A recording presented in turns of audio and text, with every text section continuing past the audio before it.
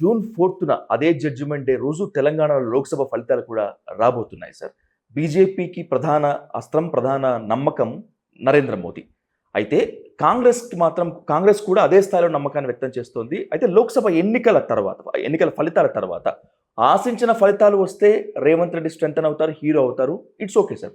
ఒకవేళ గనక ఆశించిన ఫలితాలు రాకపోతే రేవంత్ రెడ్డి పరిస్థితి, కాంగ్రెస్ పరిస్థితి ఏ విధంగా ఉంటుంది సార్? విజయ్ మీరు చెప్పిన మిగతావన్నీ బలోపేతం, హీరో అవటం అవన్నీ తర్వాత. ముందు పూర్తి స్థాయి స్థిరమైన ముఖ్యమంత్రి అవుతారు.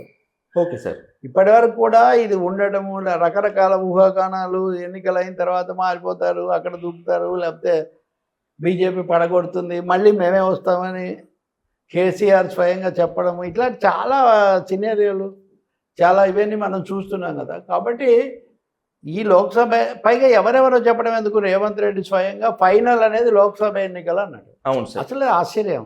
అసెంబ్లీ ఎన్నికలు, అసెంబ్లీకి సంబంధించిన అంశాలకు లోక్సభ ఎలా ఫైనల్ అవుతున్నది? లోక్సభ ఢిల్లీకి సంబంధించింది. అంటే ఆయన కూడా అలా దీన్ని భావిస్తున్నారు, అది సెమీఫైనల్, ఇది ఫైనల్ అని.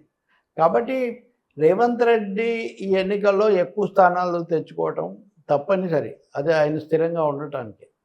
ఇంకా రెండోది, తక్కువగా వస్తే కనీసం సమానంగా రాకుండా కనీసం బీజేపీ కనుక ఒకటి ఎక్కువ వచ్చినా కానీ వాళ్ళు ఇక్కడ ఏదో ఒక ప్రయత్నం చేసే అవకాశం చాలా ఉంటుంది. అసలు ఏదో ఎవరికో ఎందుకని అసలు రేవంత్ రెడ్డే పార్టీ మారుతాడు, బీజేపీలో చేరుతాడని కూడా చాలా ప్రచారం అరవింద్ లాంటి ఎంపీలే చేశారు, ఆ పార్టీ ఎంపీలే. కానీ తాజాగా కిషన్ రెడ్డిని నచ్చిన స్టేట్మెంట్ నాకు ఆశ్చర్యం కలిగించింది. బీఆర్ఎస్లో నుంచి 25 మంది వచ్చి కాంగ్రెస్లో చేరుతారని. అవును సార్.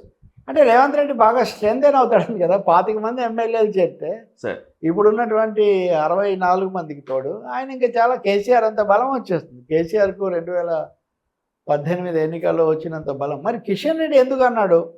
అవును సార్. కాంగ్రెస్ అంత బలోపేతం అవుతుంది, 25 మంది వస్తారంటే బీఆర్ఎస్ను ఫినిష్ చేయాలనే ఉద్దేశంతో ఆయన అలా అన్నాడా? మరి అలా అనుకుందామంటే బీఆర్ఎస్ పరోక్షంగా బీజేపీకి సహకరిస్తుందని కాంగ్రెస్, రేవంత్ రెడ్డి ఆరోపణలు చేస్తూనే ఉన్నారు.